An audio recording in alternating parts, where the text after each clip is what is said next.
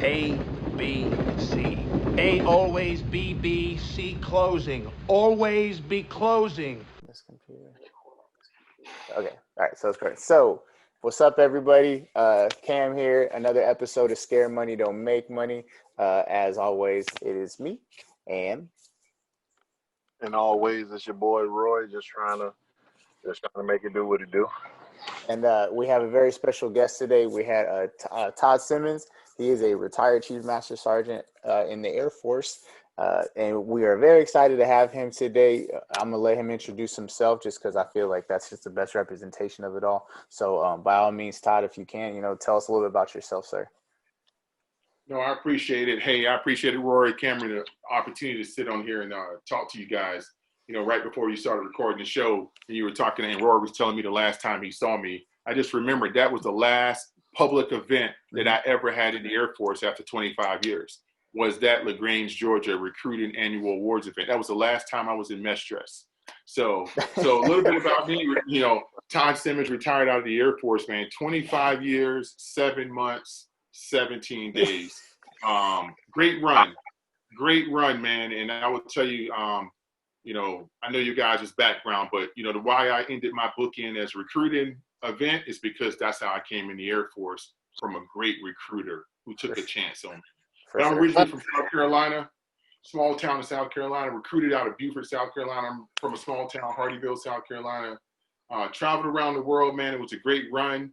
Retired, like I said, after 25 and a half years, moved up here to Gaithersburg, Maryland. So I live in the DMV area now. Just been enjoying life. 10 months into this new civilian life, and I can't even lie and say I'm enjoying it every day. So resurgence of who Todd Simmons was in 1994. So when he came into this thing. So there you go. So what was your original motivation for when you came in?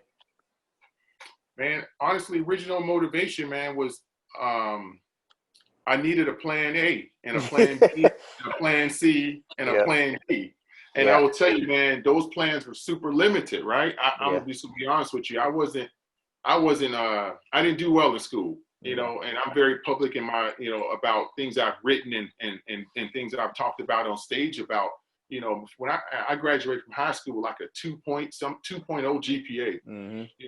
I failed several grades, fourth grade, eighth grade, and was in danger of not graduating high school. So, by the time I was 18 years old, my plan A, B, and C, and D was going to the military. Going to the military. So, I mean, Air Force wasn't my original choice. I didn't think I could get into the Air Force. And I originally didn't. So I originally didn't. So that's why I say a recruiter, man, kind of was that Superman hero came down and swooped me into the Air Force. But man, my whole thing by my senior year, 3-4 months from graduating, which I didn't know if I was going to graduate or not, was what am I going to do with my life? So I was fortunate enough to come from an area that was heavy military influence, and I just saw it as my way out. That was my motivation, to be honest with you. Man, who does that sound like, Roy? you and I share a kindred soul, sir. I tell me and Roy have a standing joke on the show that I went from failing lunch to owning a house in Sacramento, California. Because I mean, I don't know, your family, but I people on the show know I grew up. I'm an only child to a single mother. Went to 13 different schools growing up. Just moved, all in California or whatever. And same thing, like I was failing PE my senior year. And they was like, yo, you're not going to graduate, man. And I was like, I've already signed up for the Air Force. I have to graduate. Same conversation. So, my French teacher convinced my other teachers to essentially give me a grade so I can graduate. Because I literally didn't show up to my high school my last 2.5 months. Oh, my gosh. Oh, wow. So 2.5 months, I didn't even show up back to school for some other things that got me into some trouble. But I didn't show up back up to school, and I was in danger of failing, right? So they basically gave me a grade to graduate. And and I don't really, it's no joke. It's not even a joking matter because I talk to kids. I mean, I can joke about it because I look back and and I've corrected a lot of those things, and I've been able to tell people about them and be public about it. But the last time I've been to my high school, the day I graduated. It was about 15 years. I didn't even know if I was allowed back on the campus. Oh my gosh. It was like, wow, just go. Don't come back. So it was one of those things. I came and walked, across the stage and got my diploma, and I never went back.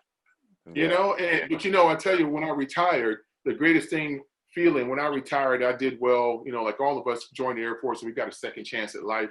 Yeah. One of the first things I did when I started my company is I gave a scholarship to a senior in my high school. Oh, that's cool. That's cash scholarship. Yeah.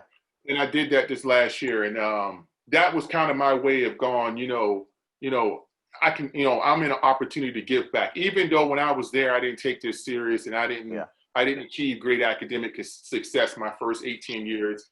I understand the value of that. And in some cases, I got lucky, right? Yeah. And I worked hard, but it wasn't all luck. But I'm here now. So let me see how I can change that narrative. For sure. So.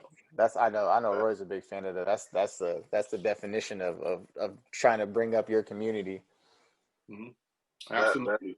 That's it. I mean, especially like giving back, but I think the biggest integral part of all of that is the hard work.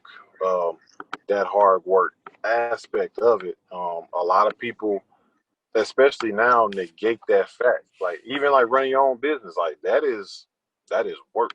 No. It's work every day. I tell people, yeah, absolutely. I can go get 2 jobs. I can go get any. Somebody offered me a job yesterday. Yeah.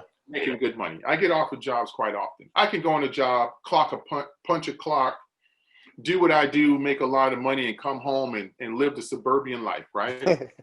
Running your own business is a risk. Mm-hmm. It's a risk every day, and you're going to work at it. Some nights in the beginning of my business, I was up till 2:00 in the morning.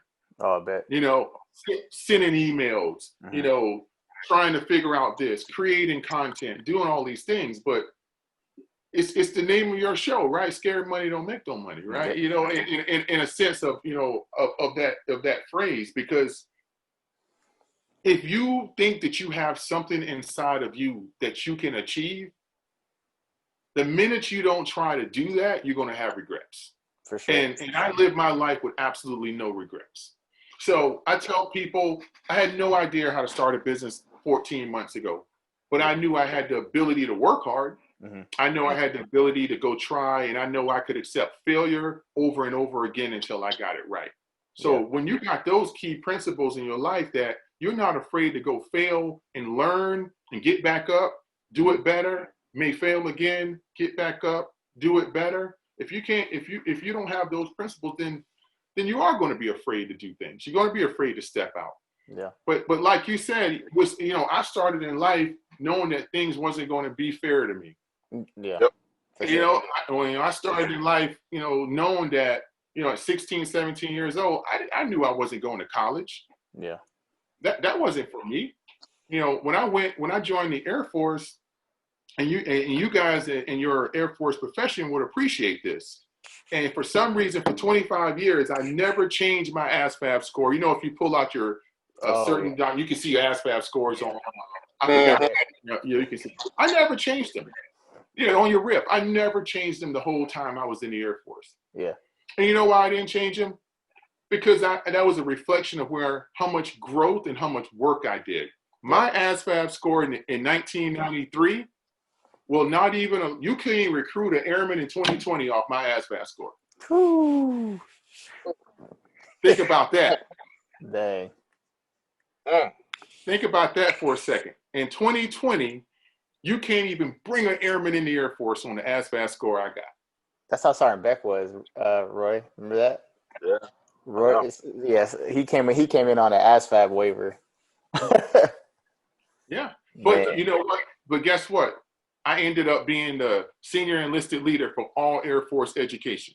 Exactly. Yeah. Yep. And that's one of the things, I know when Roy and I recruited, because he was my trainer. So that's how me and Roy got connected. When I was I was a recruiter down in Louisiana, and he was my trainer. And that was, I think, one thing him and I really connected on was that no one's better than anybody, and this score doesn't make, and that was one of the things that throughout my recruiting career, I stuck to. I can't tell you how many 99 ASVAB kids where I told them, I said, you're going to get the exact same speech I give somebody with a 40 ASVAB score, because all you guys will be treated the same in my office. You all have the same potential in my eyes. I don't care how good you took this test. And that's a hard thing to do, but you're right. Like, it's just a number.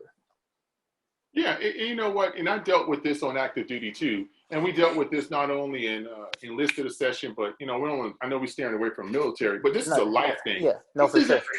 This isn't about the military. This is about life, because you can see someone, and I see it all the time, right? Mm-hmm. Like right now, you're out of uniform, and the guests can see you right now. You got a little beard, you got a little tattoo showing, got a little t-shirt, People are going to put you in a certain category regardless, right? Of if you walk out in certain areas. If you walk out of your door in certain areas, but when you put that uniform on and you shave, people are going to put you in another category. Yep. And I will tell you, it's something I actually teach now, but we all have to step back from ourselves, because that recruiter, that young staff sergeant who recruited me, and I had everything that stereotypically people would shy away from. Mm-hmm. I had the attitude, I had the look, I had the haircut, I had the flashy car, I had the flashy jewelry on, looked like I was just completely up to no good. Yeah. But he saw something through that, right? And you have to. And I don't know how many times as a leader in the military that I've had to educate across, or when I saw someone, you got to take away all of that exterior. Yeah. You got to take away, and you got to find out who they are inside. Mm-hmm. And because at the end of the day, man, my success was on people believing in me. For sure. Mm-hmm. And people giving me the opportunity to excel. Yeah. I mean, that was always the case. People told me I couldn't do plenty of things, but there were also plenty of people who told me I can do plenty of things. For sure. So, we just have to understand that, and you guys got to, what you do professionally is such an important aspect, but in life, I'm willing to give anybody a chance. For sure. I've hired people who have not worked out to be what I expected them to be. That's okay. I hope they gained something from me and moved on and can get a little bit better. But I will give you an opportunity. For sure. And I will do anything I can to give you opportunity. So that's, for me, I guess if you can look at it in a stereotypical way, it's about never forgetting where you come from. But it's bigger than never forgetting where you come from. Never forget who you were. For sure. Oh yeah. That's stupid true. And that's so big, because like who you were. I mean, it's kind of like how we were talking about earlier, like closed mouths don't get fed, and it's that growth that you have to expound on, because I think a lot of times where we come from and how we were raised, that really sets that foundation of how we are in life. Like it gives whether it was a bad upbringing, good upbringing, great upbringing, it's just there are some principles that just kind of stick with you. Because when you say like, again, closed mouths don't get fed, I can't count on my hand how many times my mom said that to me growing up. No. But that is just something that stuck with me, and it's one of my core like philosophies, like of just trying to, hey, I'm gonna say it, whether you say yes or no. But it kind of goes back to like having no regrets, like you said earlier. So Roy's smart about it though. I take it to a whole new level. Yeah. I'll ask questions. He's like, "Why did you ask that?" I'm like, "Because I'm not gonna get an answer if I don't ask it." He's like, "No." Curiosity is good, man. Continue to be curious about everything. I ask questions about everything, right? I remember I used to ask so many questions because, I was in a place in my life at 18, 19 years old. I didn't know anything. I'd never been on the airplane before until I went to BMT. So, so life is a learning experience, and I always ask questions. It's the basic curiosity. And back to what, Roy was saying, you know, it's a foundation. For me, I know what my foundation is. You know, my mom was a single parent too. And I watched, you know, my siblings are 10 years older than me, 9 and 10 years older than me. So I was kind of in the house doing that age by myself, you know, they were gone, you know. So I'm the youngest. So, but I watched my mom work 3 jobs. I tell people, you know, and, you know, I'm writing, I got a book coming out next year and I write about that. And I write a lot about it. And even on that subject, you know, because the book ain't out, you can't buy it now. So I'm not really hustling a book right now. We'll come back when the book come out. But my book is called Why Not Me? Yeah. You know, it's called Why Not Me? Born to Fail, Destined to Succeed. So, and why I named it that book is like, you know, I might have been born with all the odds against me, but I was destined to succeed. I was given all the ingredients. So I ain't ashamed to say I just watched the new Karate Kid series that came out. Right? Hey, that's my jam right there. Hey, look. Cobra Kai.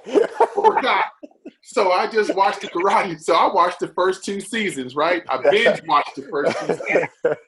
But you know what? You know, and I've been watching, you know, that's 80s for me when I was a kid. I watched, you know, but I just brought back exactly the principles of you may not know, not from Cobra Kai, you know, from Miyagi Dojo, you know, the principles of you may think you just waxing the car today, but you're learning life principles. You may think you're just doing this, but you're learning the principles of discipline.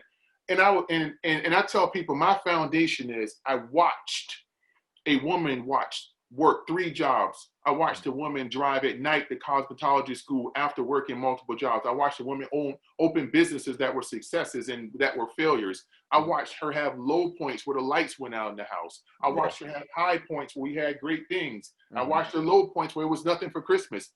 I watched someone that was relentless in their pursuit. My mom is 73, 74 years old and still owns a daycare today and gets up at 5 o'clock in the morning. Oh my gosh. In COVID. Yeah, right? Man. That you cannot. The hustle. I have 5 college degrees. No college degree can replace that 18 years of education that I received. Nope. Wax on, wax off. I didn't know what I was receiving. I didn't know what I was receiving watching this. I didn't know I was receiving watching somebody trade uniforms, go to and waitress at Shoney's at night after they leave their business. I didn't know what I was watching where my mom paid everything we had out of tip jars. Tip money. I didn't know what I was watching.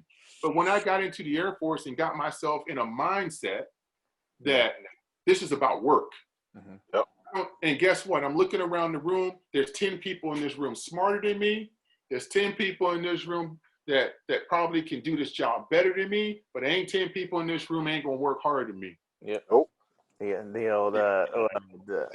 rock mindset would be the hardest in the room. so people always ask me, oh, what was your key to success in the Air Force? Work. Harder than the next person. But you know, I mean, but that's in so many ways. I kind of look at it like it's almost like a dying art in a sense. It is. To me, like I know it's not true in many cases, but sometimes I just like, man, like that hustle mentality. Like nobody wants to work hard, but you gotta work hard, if that makes sense. Like it's just it's almost looking for a shortcut or like the microwave way. What's the microwave method? It's the society we live in, right? You know, I mean, I'm sitting in here right now. I'm talking to you on a laptop. I got a second laptop a foot away from me. I got a Mac desktop. I have 5 computer screens. I have a cell phone right here. Everything I do is instantaneous, right? So we've been in that environment for 30 years. You got to think about it. For 30 years, the first generation of kids that are completely connected are my kids, who are 19 and 24. I mean, their life has been plugged in from day one. For sure. And then there's a generation coming up that you are now recruiting after them. Oh, yeah. You know? So you cannot blame the human. You got to, society has just moved on. For sure. So I had this question last night from another group. I was talking to some folks overseas last night in the evening, and I got this same question. How do you motivate this generation. I'm like, my generation was no more motivated or no less motivated than this generation. Mm-hmm. And neither was the generation. We just had different pressure points. Correct. Right? When I grew up, there was one TV in the house, and you know, you went outside and you didn't come back. I mean, it's just a different environment. Exactly. Yeah. The way I was motivated was through force. You know, I got paddled in high school. I mean, different things. I'm not going to say none of that was right. I'm not going to agree with any of that. That was just the time frame that I grew up in. Yeah. Mm-hmm. The folks that are growing up today, the young kids that are growing up today, they're just a different. What motivates them is different than what motivated me and what motivated my mom's generation. Yep. And that's just a difference. And it's not up to them to conform to us. No, for sure. Because guess what? The generation that's after them will even be different from them. And they'll be saying the same thing. Right? Yeah. So it's not up to them to conform Mm-hmm. to me wanting to have a semblance of the generation that raised me. Yeah. It's not, you know, it's for me to get with where they're going. Yeah. You know, because they're going to be the CEOs, they're going to be the people in charge of the military. They're going, and there's nothing you can do about how they're going to see the world. You're not going to change them. Yeah. No, you're right. So why not sit down and have conversations to understand their viewpoints, which is not always bad, because my generation's viewpoint is not always good. Oh no, yeah. That's like I was having a conversation with some of the recruiters. We all had a meeting a couple weeks ago, and they were talking about storefronts, you know, and I said, you don't have to agree with me, but I think storefronts are irrelevant. And they're like, what do you mean? I said, people aren't walking into places anymore. I mean, let's be real. Like you said, kids these days, they want access to information. So like when people call me right now, I can put somebody in the Air National Guard in 3 emails. Mm-hmm. And people are like, and I'm like, they appreciate that because I don't tell them they got to come in and meet me, you know, once a week, you know, and I know that construct doesn't work for everything, but if in my case, they love it because I'm like, hey, look, man, I'm going to impose on your life is least amount of possible, and I'm going to make the process efficient and fast for you and easy. And they're like, I appreciate that. I thought it was going to be way harder than I thought. And I'm like, no, man, like, I get it. You don't want to waste time. I don't want to waste time either. When the last time you or either one of you have been to the mall? Exactly. Oh yeah, I don't go to the mall. My wife goes to the mall. But you know, I go to the mall, but I know exactly what store I'm trying to go to. I go to it, and I walk right back. Yeah. Yeah, my wife and I I grew up in the mall generation. Yeah, I think the mall was like going to an amusement park. You know, you grew up as a teenager, you're going to the mall, you're going to hang out at the mall. You can't afford a piece of toilet paper in the mall, but you're going to be in the mall. Yeah. Yep. You know, but now, I can't tell you, I mean, I have a 24-year-old and almost 20-year-old. I can't tell you one time that from them being 15, 16, whatever, them ever asking me like to take them to the mall. And in 2020, I go outside every day and pick up an Amazon Prime package. Yeah, exactly. Yeah. Because that is the mall for my 19-year-old. Exactly. Yep. Yeah. Exactly. So like it goes to the point, just, you know, nothing, it's different, but it's not bad. It's just the world has moved on. Yep. And, you know, we get nostalgic about what worked for us. Mm-hmm. So, and you mentioned storefronts. That's why I brought up the mall. When's the last time you've been to the mall? You know? Yeah. The same thing with texting. I mean, people say, well, all they want to do is text. That's not true. I engage with young people all the time, conversational. For sure. Now, if you want to meet where they're at, they'll love to have a conversation with you. Exactly. About this. If you're sparking what their interests are. For sure. You know, I can talk to my 19-year-old for 6 hours about politics, and she would actually probably give me a few jabs where I didn't see coming. Yeah. Oh wow. Man. And she's that in tune. Yeah. But 10 other things she don't want to talk about. Yeah.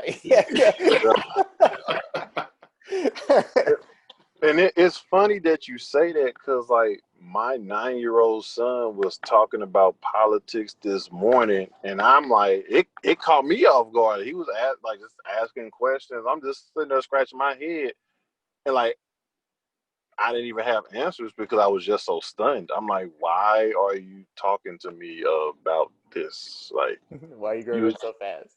Like, I mean, we was just having an argument about what to eat for breakfast. So Yes. to talk about politics, like you're right though. Like at 9 years old, I wasn't thinking about no politics. Hey, but you got to think, you're 9 years old. You didn't have access to the information that he has access to, that he doesn't even know. It's just natural, right? Things are moving. You know, just him navigating the cell phone or the iPad or the computer to get to what he thinks he wants to get to. So much things are just passing. So many things, and they're big multitaskers, right? The TV can be on, they can be doing homework, and they can be listening to music. So many things going on at the same time. So they're being filled with information. So they're more in tune than we were. I had to watch CBS News at 11 o'clock at night. That was my that was my injection into the world. I didn't have 24-hour news networks when I was growing up. So just different. No, for sure. No, and that's so. Tell us about your business. So what's your business that you started? You said 14 months ago, right? Yeah. So like I said, I talked a little bit about my background. I tell you what, man. I'll just be honest with you. 18 years old, and then you let me in the Air Force. I was happy with that. Yeah. Yep. Give me a dorm room, and you gave me free food at the DFAC. Winning. For sure. Winning all day. But to be honest with you, when I was a senior airman, I met a master sergeant who was pretty much transformational in my life when it comes to my ability. I've always been afraid of education because I had a deficit, right? I didn't even join the Air Force reading on a 12th grade level. So, I was fearful of these things. So I met a master sergeant, long story short, who I was a cop for 20 years. So I was, senior airman, I was a guy, had to type a bunch of reports, type up a blotter. I was a desk sergeant. Yeah. And the guy who was correcting my stuff had a bachelor's degree in English. Oh, God. My flight chief just so happened to have a bachelor, and he was so this guy would really take me to town on all my paperwork for about a year. And at that point, I took one college class that I failed. But then he got me confident in trying to learn how to learn. I was very upfront with him. I said, hey, I don't, education for me, nah, I'm good. Yeah.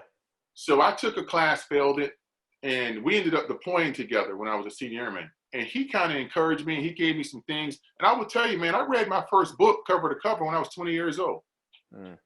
Yeah. Oh, wow. 20 years old. First book. And so, the long story short, man, once I started learning, and this is crazy. When I learned how to learn, it became an addiction. So I started learning. I had some failures. I failed college algebra 3 times. I had some stumbling blocks, right? But I learned how to learn. Yeah. And I learned how, I remember when we deployed, and I was a senior airman, and I was going to test for staff my first time. And that was back in the 90s. Yeah. When the promotion rate was 10%. Like 2%. It was harsh. I think it was 16%. It was and that was considered super high for staff. Yeah. And that was unprecedented high. I remember him telling me I can make staff. And I said, there's no way I can make staff. It's my first time. My supervisor was a senior airman right before I put on senior airman because he was in 7 or 8 years. I'm like, I ain't going to I'm 3 years in the game. I'm not going to make staff. Yeah. And that guy taught me how to study. We were in Bosnia deployed, and he taught me how to study. I haven't studied anything in my life to that point. I got by on repetition, just looking at things. But he taught me how to study, and I made staff my first time. 13 people in my squadron made staff that year. I was the only one who made it my first time. Because I learned how and so fast forward. I'm not going to take you through the whole life, but fast forward, I had this addiction for learning. And I started going to school, man. I just started going to school relentless. I got stationed up at Alston Air Force Base, started going to school. By the time I was a tech sergeant, I had a master's degree. Oh, wow. So I went into the education office one day and I saw a flyer that said, we're looking for a criminal justice instructor at Central Texas College. And I applied and got hired. Oh, wow. So, and I had no idea what I was doing. Yeah. They hired me because I had a degree. Yeah. Right. So I go in there and I faked it for a while till I got the hang of it. But the key to that is for 15 years, I taught college from tech sergeant to chief master sergeant. Oh, wow. I'm retired. So I just developed this very big, like I said, I just love to learn, man. I just became addicted to learning. When I don't want to say when your mind was closed, but when you had 20 years of your life, 21 years of your life, you didn't read, you didn't fill your mind up with anything. I didn't have the internet to kind of Google everything.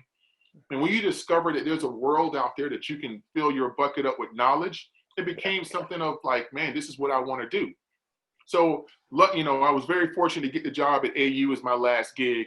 So when I retired, man, I had a lot of great connections out in the world. And and I, at AU, I used to speak about 100+ times a year on stages all over. Oh, man. So when it came to public speaking, I spoke in a soccer arena with 7,000 people. So I didn't have a fear of, at this point, of I can get up on stage and really do okay. Yeah. Right. And I knew the education piece, I knew the development piece, I knew the curriculum piece. So when I decided what did I want to do when I retired, I said, I want to help people. Yeah. I want to help develop people. And I think I got a unique way of developing people. So that's when I started Courageous Leadership Alliance.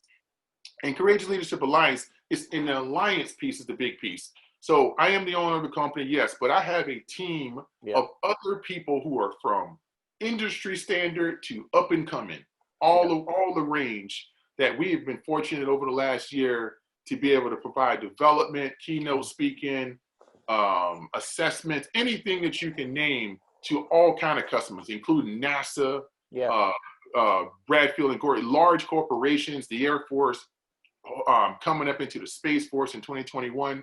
So we have been very fortunate to be able to align. And yes, with me, it's about bringing those folks like me who are underdogs or folks who have that been in this space. So it's just been a good thing. So, and we do consulting work. I do a lot of consulting work. So what my specialty is I like to bring the awareness to teams of how they can perform. What's optimal performance in your organization? Gotcha. And it all starts with the ability to see each other as human beings. Correct. Right? And if you know what everyone's value proposition is, if you know what, if I know what makes, because you can't broad brush the organization. No, not at all. If you have 15 people, you have to know what all 15 of those people get up in the morning and what makes them want to get in the car to drive to your building and walk through your door. For sure. You control everything after that. Mm-hmm. You control actually how much money you make based on the factors that I just mentioned. Yeah.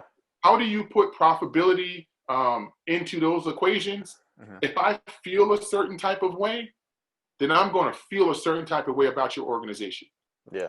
When I worked at McDonald's, the management was crap. Yeah. Not that McDonald's was crap, the manager was crap. So do you think that I got out of my car and saw some paper on the parking lot that I felt like I needed to pick that paper up in the parking lot on my way in? No. I didn't feel connected to the organization. I felt like I needed to clock in, flip a couple of your burgers, clock out, and get in my car. Because that's the environment and the culture that you set. Yeah. But on the flip side, I worked at a seafood restaurant as a kid that made me feel like part of their family because it was a family-owned restaurant. Yeah. And you know what? I would leave there when the work was, I don't care if I was in the dish room and all of that stuff and I was done with everything I could do, and the kitchen crew, which was family of most of them was still working, I would go help them. Yeah. I felt like I was a part. If there was paper on the ground, I would sweep the parking lot because they made me feel like I was a part of the organization. Yeah. So I try to show, that might sound a simplistic way, but you'll be shocked that, that there's a difference. I mean, you see it in the military, you see it on the outside of the military. Mm-hmm. But in the military, we have forcing mechanisms to make people do things. and we can shade those forcing mechanism with people are happy. Exactly. Because no one is speaking out. Yeah, exactly. You know, until the deox. Yeah. Yeah. How dare you? But, you know, I tell you, in a civilian company, you have those same people who may not say something for 20 years. For sure. And anybody just got to check. But you could have missed out on an opportunity to somebody who could have had a game-changing idea in your organization. Who could have took you from, you know, first quarter earnings, you know, being high to first quarter earnings being off the charts. If you motivated their curiosity. For sure.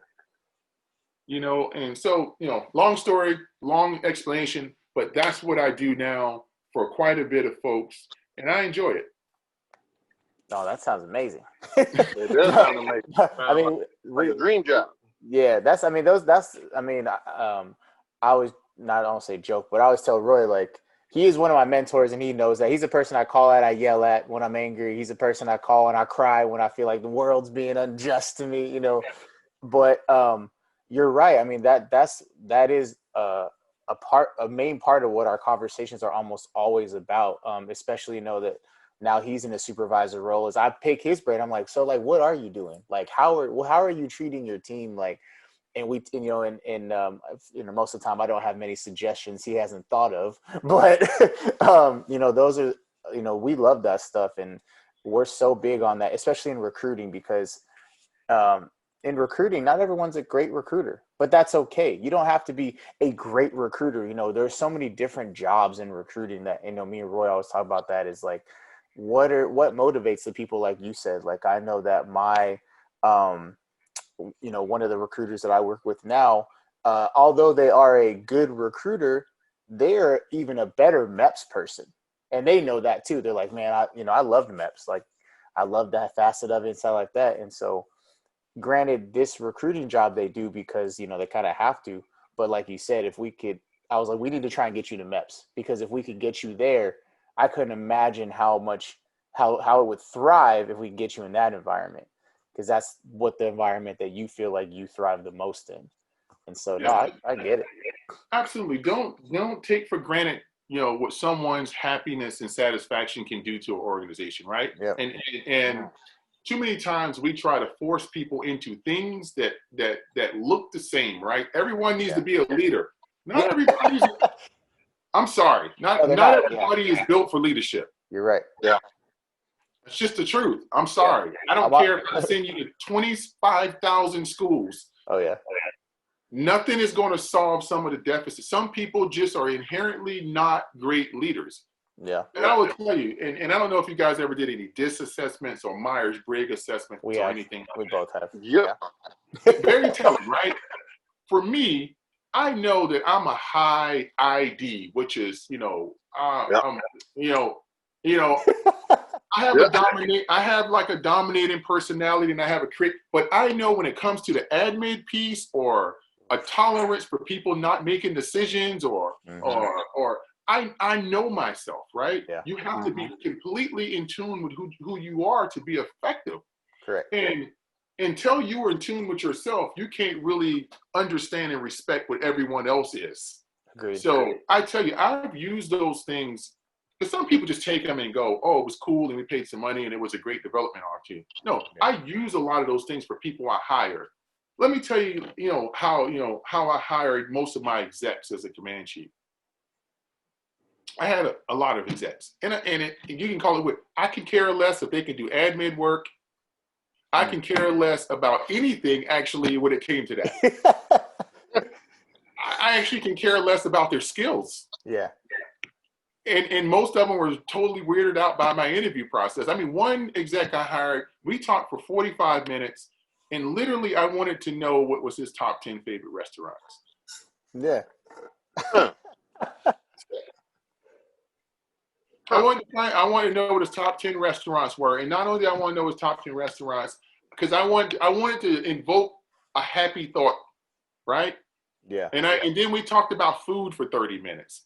You know, and and we talked about places, things he liked to do. I wanted to know what kind of person and what kind of things motivated him that may not be these things, right? Mm-hmm. I hired another exec based on 45-second handshake. We shook hands for 10 seconds. I met her and somebody brought her introduced, and I said, come talk to me tomorrow. She was already hired. From that interaction. Yeah. Because after that interaction, I watched her how she interacted around other people for the next 20 minutes I was in that space. Yeah. That's all I needed to know. And it turned out to be one of the greatest people I've ever worked with. Mm-hmm. So you have to know, it might sound unorthodox, but I know that I have low tolerance for things, and I have, I know who I am.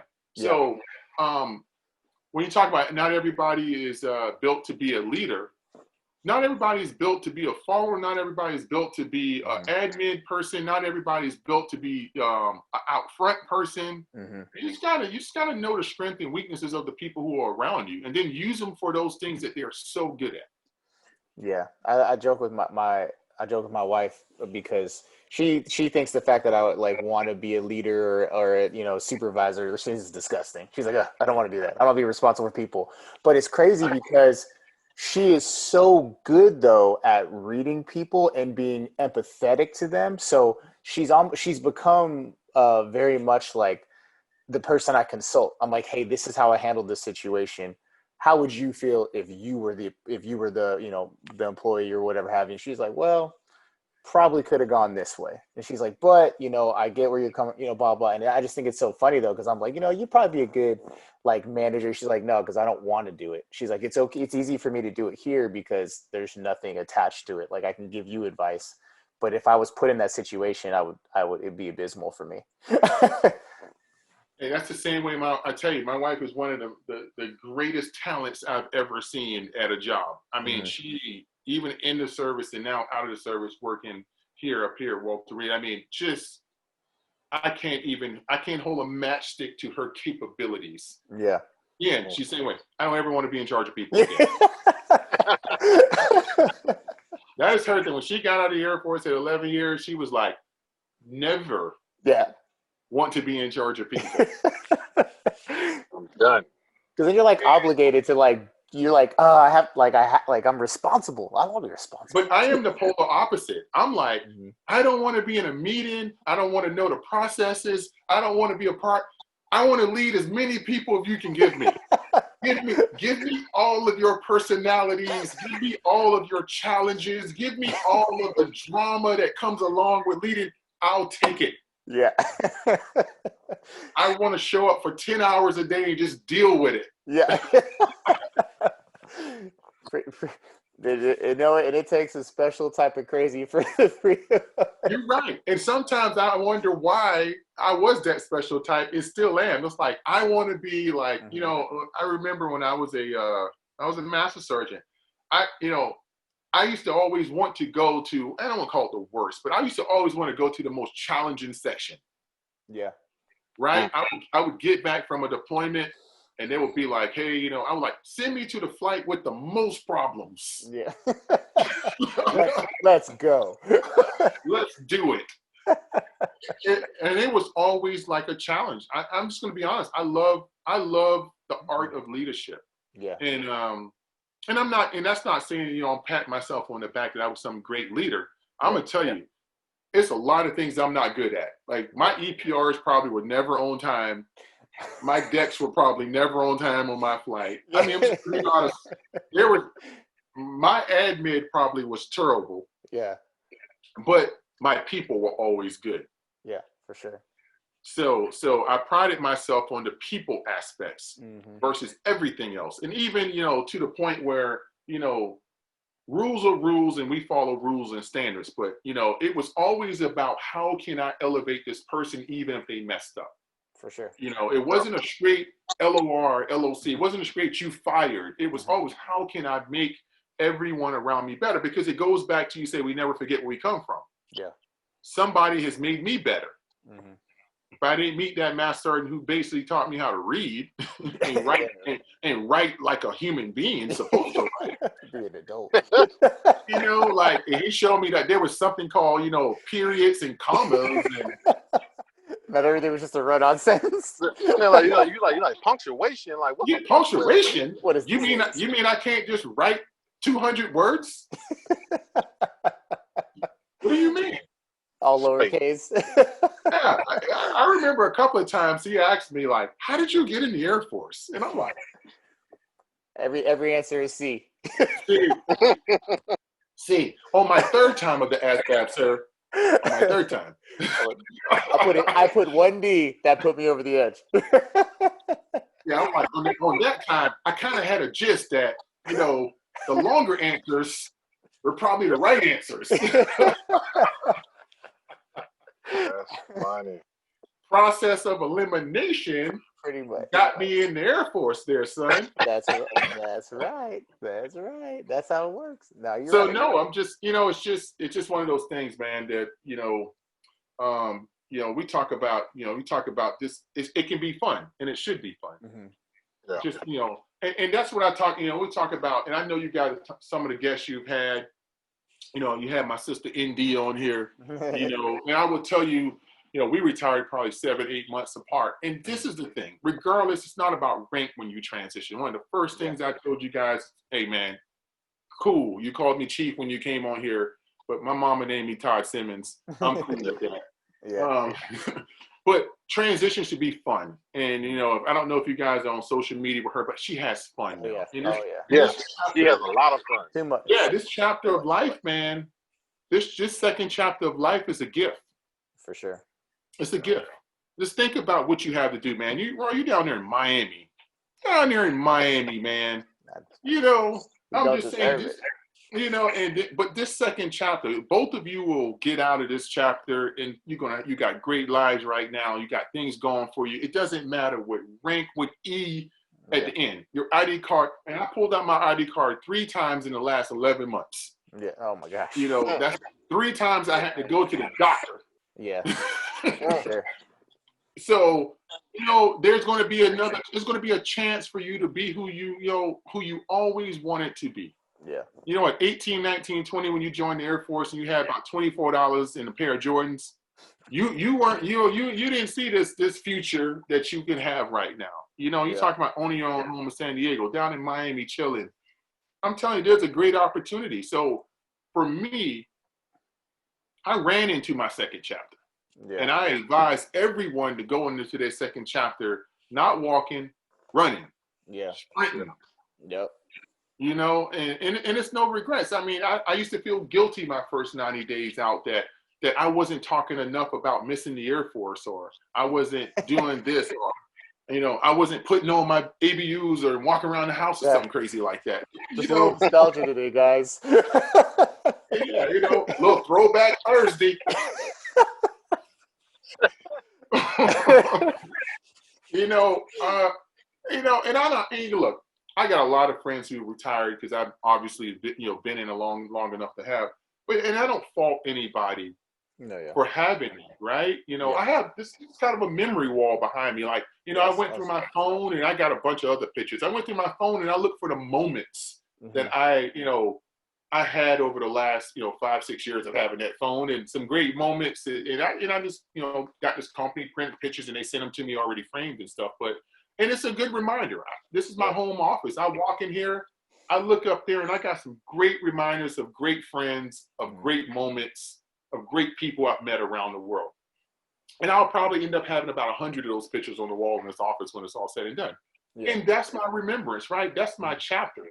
But as I move in this second chapter, you're going to start seeing the new chapter of pictures. Yeah. You know, and eventually the new chapters will probably rope around and maybe start replacing some of those pictures. I don't know. Yeah. Those memories are great, but I'm making new memories.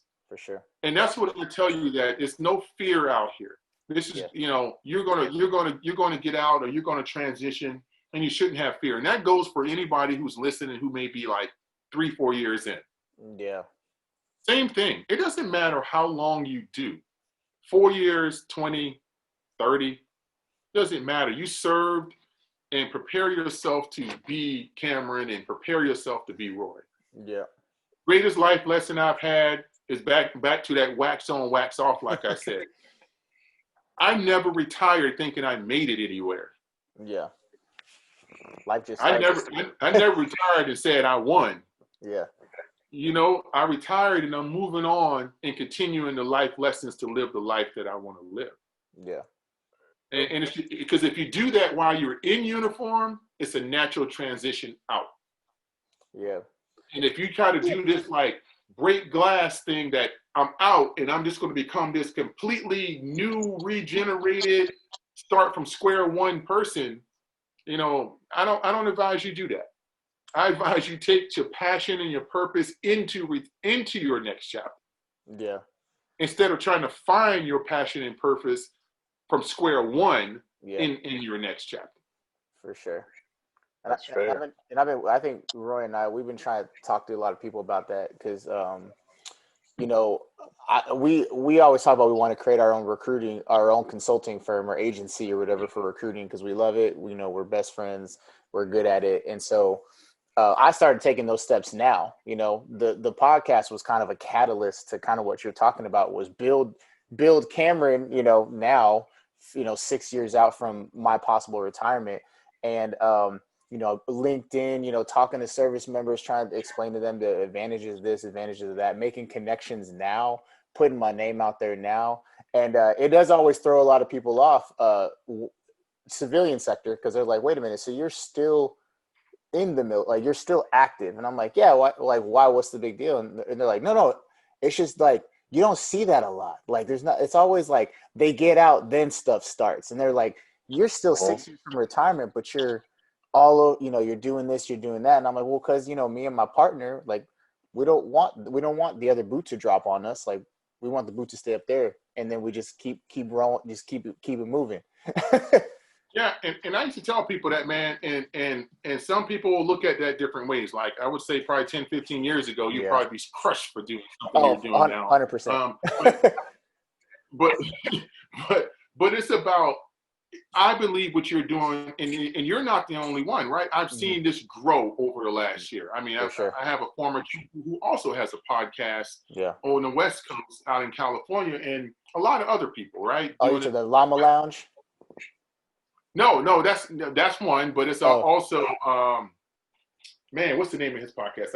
He just talked to me about it last week. It's called Unpopular Celebrities or something like that.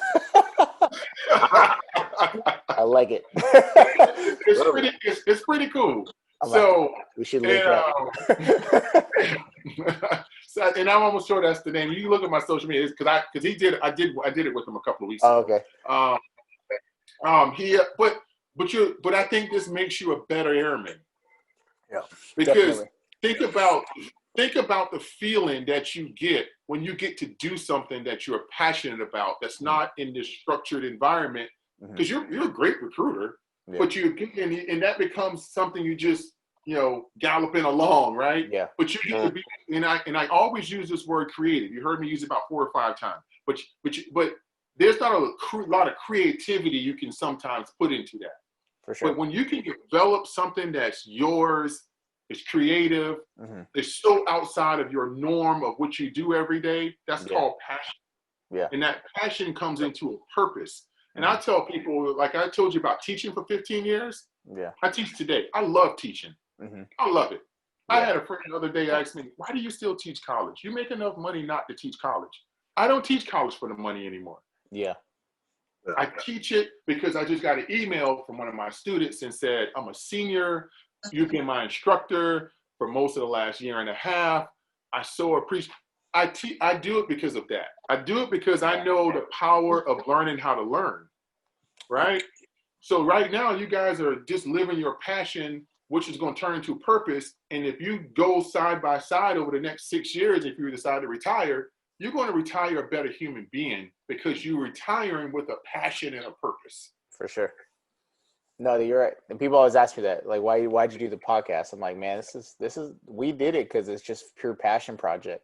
We're not trying to make any money off of it. We just love it. Yeah. But who knows in 6, 7, 8 years where it goes? Correct. Exactly. You know, it wasn't like follow, you know, follow your passion in your heart. Things will work out. Yeah, because what you're learning now builds you for tomorrow. You started out saying, hey, you know, we're new at this podcast and we're trying to get some things, you know, doing this and we're doing this. It's a learning lesson every day. You're learning the technology piece. You're learning like what works and what you're learning marketing skills. You're learning how the audience responds to certain things. Mm-hmm. You're learning valuable skills for something that may pay off for you in the future. For sure. Absolutely. We're gonna get Roy some technology skills. I was actually shooting that toward Roy.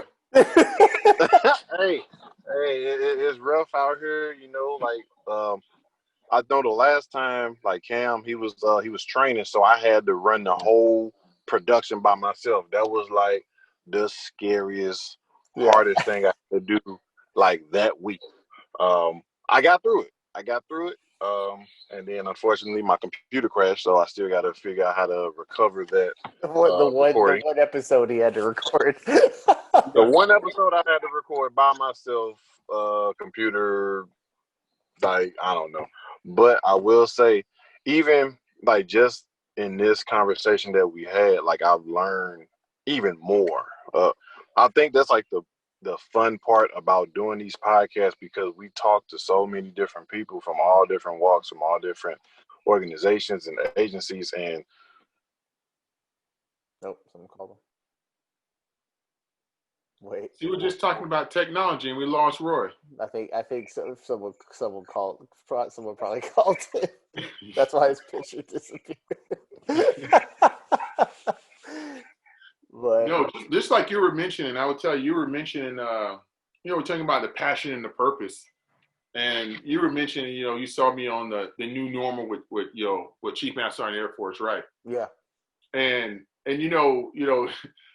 we give, and that's what reminds me of you and Roy, right? Accountability partner. Mm-hmm. In this world, if you don't have an accountability partner, you're missing out on one of the biggest things, right? Mm-hmm. So if Roy can't call you and go, no, man. Yeah. that's not it. Yeah. And if you can't call Roy and go, hey, I see you. Yeah. I love you. Yep. But that ain't it, brother. It's gotten bad. Even my wife does it. I'd say, hey, she said, did you talk to Roy about this? And I was like, hold up. I'm a grown-ass man, okay? Why am I talking to Roy? I don't need to consult Roy. And then I call him and I say, hey, Adrian said I need to call you about this. That's kind of the core. You mentioned that. That's what you saw on that episode is pretty much us all the time, right? Yeah. The core of our friendship is that accountability. For sure. And I will tell you a lot of things that's been successful in my life the last 2 years is because of that phone call. Mm-hmm. Hey, yep. This is what I'm doing. Man, why are you doing that? And sometimes, and I don't know, part of the episode you saw, I was all excited because I like to tinker in some woodworking. Yeah. Oh, yeah. I was like, I'm about to go to school to become a master woodworker. And he just started laughing at me. What are you doing? What are you doing? because like I'm the person who does too much. I feel like you and I, we're just...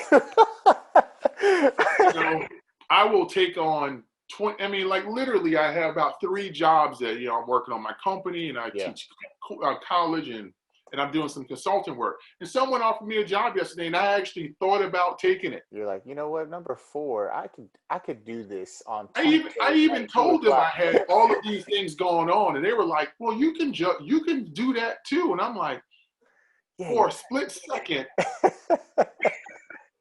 Because the old me would have probably figured out a way to do it. Yeah. No, And the new me is trying to figure out how do I enjoy life more. Yeah. Like one thing I do now, I got a platinum membership at Topgolf, right? Oh, so that forces me. Those are dope. Yeah, because it's right next to my house. Yeah. Oh, yeah. So it forces me to go in the middle of the day because I work for myself. Yep. When I'm at home for a week or so, to go spend 2 hours at Topgolf. Yeah. No, for sure. Spend 2-3 hours at Topgolf. So self-care. So I have found that I enjoy that so much. So I don't allow anything to take that away. For sure. So when I'm thinking about doing that fourth job, I'm going, I'm not going to be able to have this much enjoyment anymore. Exactly. I can't give that up.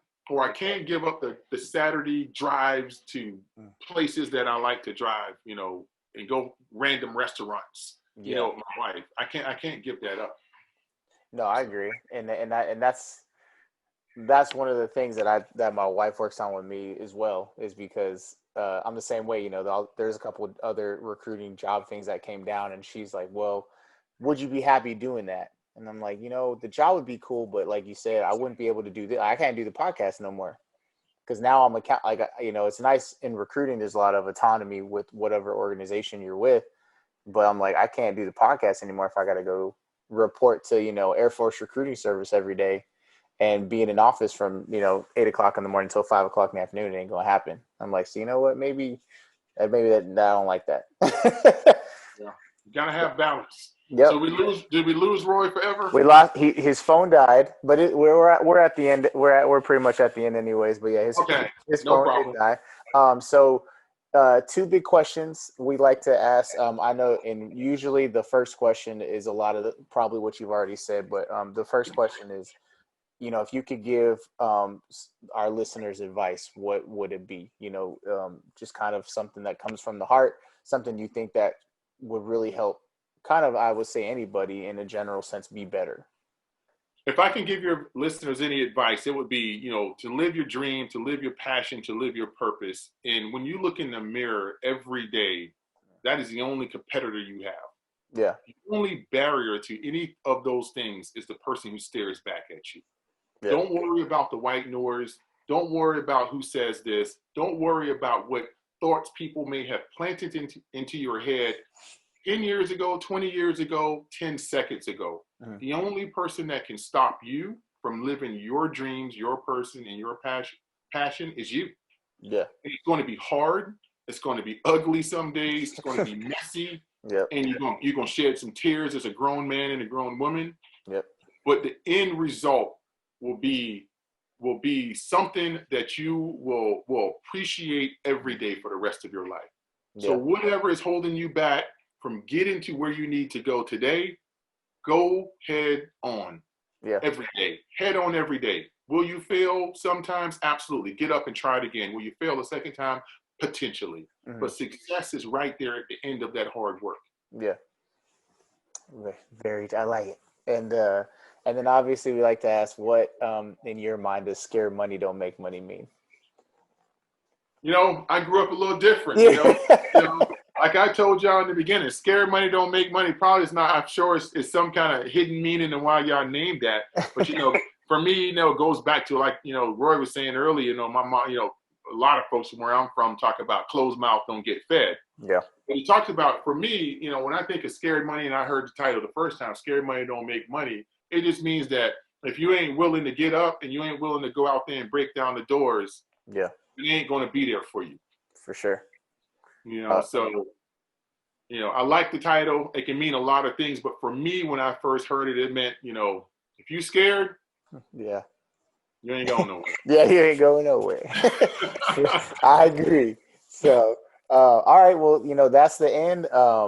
You know, I know you said your book doesn't come out for a while, but obviously if you want to tell people the name of the title again, or if, you know, your services as far as your business or anything, this is kind of your opportunity for, you know, to promote your business, to promote yourself.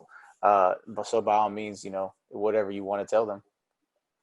Absolutely. So, hey, follow us on all social media, you know, Gram, Facebook, Twitter, everything. It's at Courageous Lead 3. Okay. So at Courageous Lead 3. At Courageous Lead 3. You can follow us on all social media. We do have a small book out called 30 Days of Courageous Leadership. It's a small book I put out, you know, easy 30 days of kind of devotional, motivational things, but have a full book published coming out with a great publishing company here in March of 2021. Why Not Me? Born to Fail, Destined to Succeed. That should be a great endeavor when it comes out. But follow us on social media.